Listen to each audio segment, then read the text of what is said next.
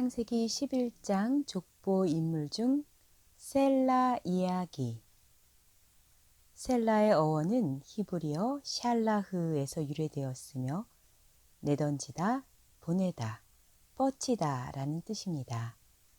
아르박삿이 아들을 낳고 그 이름을 셀라라고 지은 것은 경건한 자손들이 전 세계 속에 하나님의 보내심을 받고 흩어져 신앙의 세력이 확장되기를 소원했기 때문인 것입니다. 이는 셀라 시대에 이르러 셈족이 여러 지역으로 퍼져나갔음을 반영합니다. 셀라의 아버지 아르박삿의 시대가 하나님이 일하실 수 있는 어느 한 영역, 곧 중심 거점을 구별하고 마련한 단계였다면 셀라 시대는 하나님의 나라와 복음의 영역이 점점 더 멀리 온 땅 가득히 확장되는 단계라고 할 수 있습니다. 그것은 홍수 직후 노아와 그의 아들들에게 생육하고 번성하며 땅에 편만하여 그 중에서 번성하라고 하신 하나님의 명령과 축복의 성취인 셈입니다. 마치 갈대아 우르에서 아브람 한 사람의 선택에서 시작한 선민 이스라엘이 출애굽할 때에는 생육이 중다하고 번식하고 창성하고 심히 강대하여 온 땅에 가득하게 되었더라고 하신 말씀과 같은 것입니다.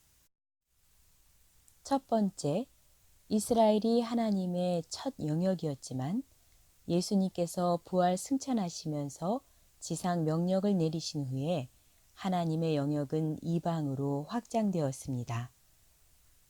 셀라의 또 다른 어원은 히브리어로 쉘라흐인데 묵이라는 뜻 외에도 어린 가지, 싹, 해가지라는 뜻이 있습니다. 해가지는 처음 나온 가지로서 앞으로 큰 나무가 되리라는 소망을 상징합니다. 십자가의 죽으심과 부활을 통하여 구원의 길을 열어놓으신 예수님은 신령한 해가지입니다. 봄에 나온 해가지는 시간이 지나면 어느새 지푸른 잎으로 큰 숲을 이루듯이 복음이 그렇게 빠른 속도로 확장될 소원을 담은 것입니다. 예수 그리스도의 복음은 십자가와 부활을 기점으로 유대 땅 안에서 유대인을 중심으로 이루어졌던 사역이 이방으로 확장되는 크나큰 전환기를 맞습니다.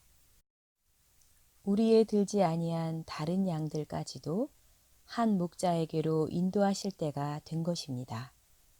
사도 바울을 택하신 이유도 이방 사람들을 담는 그릇으로 쓰기 위해서였습니다. 이렇게 예루살렘을 거점으로 시작한 복음운동은 가까운 이웃이었던 사마리아로 또한 아주 멀리 땅끝까지 급속도로 퍼져나갔습니다. 두 번째, 셈의 아들 아르박삿과 그의 아들 셀라로 이어지는 과정은 마치 예수님의 부활 승천 이후 왕성했던 초대교회 말씀 운동을 연상시킵니다. 우리는 부활하신 예수 그리스도의 승천 이후에 120문도에게 내린 오순절 성령 강림 사건으로 복음의 영역이 확보된 것을 새겨볼 필요가 있습니다. 작은 팔레스타인의 땅, 또 마가의 다락방에 모인 120문도라는 적은 무리로 말미암아 이스라엘은 불신의 땅에서 복음의 영역으로 바뀌기 시작했고 이들이 보내심을 받아 복음을 증거함으로 말미암아 왕성한 말씀의 확장과 부흥의 역사가 일어났습니다. 복음이 온 천하에서 열매를 맺어 자라게 되었습니다. 초대교회 때 말씀이 왕성하여 세력을 더하는 놀라운 부흥운동은 말세에 나타날 말씀운동의 역사를 예표합니다. 말씀운동, 복음을 확장시키는 사명은 오늘날 우리에게 맡겨진 셈입니다. 우리는 이 시대에 말씀을 맡은 자들로서 여호와를 아는 지식이 온 땅에 충만하기까지 가정에서는 내 자녀에게 가르치고 밖으로는 이웃에게 부지런히 전파해야 할 사명이 있습니다. 그리하여 온 세계가 하나님을 인정하고 작은 자로부터 큰 자에 이르기까지 모두 하나님을 아는 것이 가득하게 되는 날이 속히 임하기를 소원해 봅니다.